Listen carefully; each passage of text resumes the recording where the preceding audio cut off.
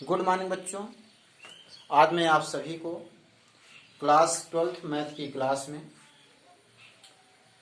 Singular matrix और non singular matrix पढ़ाऊंगा बच्चों। सिंगुलर मैट्रिक्स को कहते हैं अव्युत्क्रमणीय आव्यूह। अव्युत्क्रमणीय आव्यूह सिंगुलर मैट्रिक्स।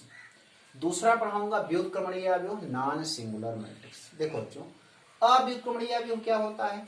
देखो मैं यहाँ संकेत किया हूं determinants a equal to 0। Determinants a equal to 0 अर्थात इसकी परिभाषा देखो बच्चों अब यहीं से बन जाएगी। केवल इतना याद रखो कि अगर अव्युत्क्रमणीय आव्यूह है, अव्युत्क्रमणीय आव्यूह को इंग्लिश में कहते हैं सिंगुलर मैट्रिक्स। अगर अव्युत्क्रमणीय आव्यूह है तो उसमें क्या होगा, बस आप कॉन्सेप्ट इतना बना लो कि उसका डिटर्मिनेंट्स 0 होता है। जिस आव्यूह का देखो जिस वर्ग आव्यूह का के सारणिक का मान 0 होगा उसे क्या कहेंगे, अव्युत्क्रमणीय आव्यूह। ठीक, तो हमेशा अगर अव्युत्क्रमणीय आव्यूह की बात आए तो जान लो उसका सारणिक कितना है, 0 ही है। तो क्या होगा, अव्युत्क्रमणीय है। तो हम कहें इसकी परिभाषा बताएंगे, वह वर्ग आव्यूह है या जिस वर्ग आव्यूह के सारणिक का मान 0 होता है उसे अव्युत्क्रमणीय आव्यूह कहते हैं। जिस वर्ग आव्यूह के देखो परिभाषा क्या होगी, जिस वर्ग आव्यूह के सारणिक का मान 0 होता है उसे अव्युत्क्रमणीय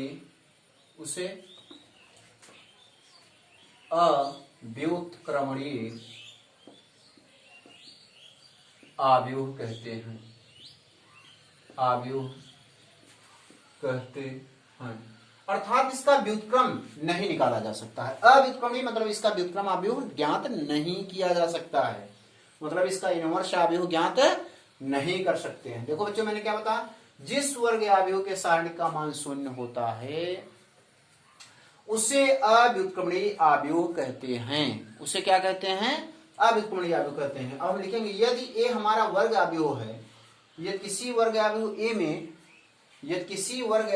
में, अब देखो क्या बताएंगे, थोड़ा इसकी स्पष्टीकरण कर दें। यदि किसी वर्ग आव्यूह ए में डिटर्मिनेंट्स a इक्वल टू 0 हो जाए, मतलब उसका सारणिक का मान क्या हो जाए, 0, तो a क्या होगा, अव्युत्क्रमणीय आव्यूह होगा। तो मतलब तब a क्या होगा, देखो यदि किसी वर्ग आव्यूह a में उसका सारणिक क्या हो जाए, 0 हो जाए, तो अब इस वर्ग आव्यूह a का हम व्युत्क्रम आव्यूह ज्ञात नहीं कर सकते हैं, क्योंकि यह क्या हो गया, अव्युत्क्रमणीय हो गया। अव्युत्क्रमणीय मतलब इसका व्युत्क्रम ज्ञात नहीं किया जा सकता है। तो a हमारा क्या होगा, तो a अव्युत्क्रमणीय आव्यूह होगा। अव्युत्क्रमणीय आव्यूह होगा, मतलब a का व्युत्क्रम आव्यूह ज्ञात नहीं कर सकते हैं, a इनवर्स ज्ञात नहीं किया जा सकता है। तो बच्चों कंपटीशन में पूछता है, तो अगर कभी भी व्युत्क्रमणीय आव्यूह पूछे तो सबसे पहले चेक करना चाहिए, उसका डिटर्मिनेंट्स निकालना चाहिए, उसका सारणिक निकालना चाहिए। कभी भी आपको परीक्षा में अगर बच्चों ध्यान रहे, अगर आपसे किसी आव्यूह का व्युत्क्रम पूछे सबसे पहले डिटर्मिनेंट्स निकालना। अगर डिटर्मिनेंट्स का मान 0 आ जाए तो तुरंत लिख देना कि इसका व्युत्क्रम आव्यूह ज्ञात नहीं किया जा सकता है। ठीक, अब देखो उसके बाद हम पढ़ाने जा रहे हैं व्युत्क्रमणीय आव्यूह, जिसको कहते हैं नॉन सिंगुलर मैट्रिक्स। व्युत्क्रमणीय आव्यूह नॉन सिंगुलर मैट्रिक्स मतलब इसका व्युत्क्रम ज्ञात किया जा सकता है। इसका व्युत्क्रम क्या होगा, ज्ञात किया जा सकता है, इसका व्युत्क्रम निकाल सकते हैं। तो इसकी परिभाषा होगी, यदि किसी वर्ग आव्यूह के सारणिक का मान 0 न हो तो उसे क्या कहते हैं, व्युत्क्रमणीय आव्यूह कहते हैं। या इसी से रिलेटेड परिभाषा बोल दो, जिस वर्ग आव्यूह के सारणिक का मान 0 न हो, 0 के बराबर न हो, उसे व्युत्क्रमणीय आव्यूह कहते हैं। तो परिभाषा क्या बताएंगे, देखो इसका सारणिक क्या है, 0 बराबर नहीं है, तो लिखेंगे जिस वर्ग आव्यूह के सारणिक का मान 0 नहीं होता है, सारणिक का मान 0 नहीं होता है, उसे व्युत्क्रमणीय आव्यूह मणीय आव्यूह कहते हैं, उसे व्युत्क्रमणीय आव्यूह कहते हैं।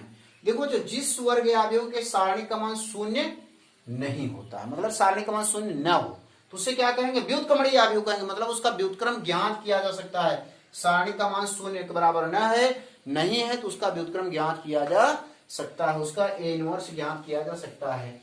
तो अब इसमें स्पष्टीकरण क्या होगा? यदि किसी वर्ग आव्यूह ए में, या किसी वर्ग आव्यूह ए में, यदि किसी वर्ग आव्यूह ए में determinants A does not equal to 0, मतलब सारणी का मान शून्य नहीं हुआ, तो ए व्युत्क्रमणीय आव्यूह होगा। तो ए व्युत्क्रमणीय आव्यूह होगा। तो ए क्या होगा? व्युत्क्रमणीय आव्यूह होगा। तो जब भी कभी ए इनवर्स पूछे, किसी आव्यूह का व्युत्क्रम पूछे, सबसे पहले सारणी निकालेंगे। यह सारणी का मान शून्य हो गया तो हम लिखेंगे इसके व्युत्क्रम आव्यूह का अस्तित्व नहीं है, मतलब इसका व्युत्क्रम आव्यूह ज्ञात नहीं किया जा सकता है। यह सारणी का मान शून्य के बराबर नहीं हुआ, यह सारणी का मान 0 के बराबर नहीं, कोई अन्य 0 के अतिरिक्त कोई भी संख्या आ जाए, 0 नहीं आए, कोई भी ऋणात्मक संख्या आ जाए सारणी का मान, या कोई धनात्मक संख्या आ जाए, तो उसका व्युत्क्रम आव्यूह ज्ञात किया जाएगा। ठीक, तो उसका व्युत्क्रम आव्यूह ज्ञात किया जा सकता है, मतलब 100% ज्ञात किया जा सकता है। ठीक।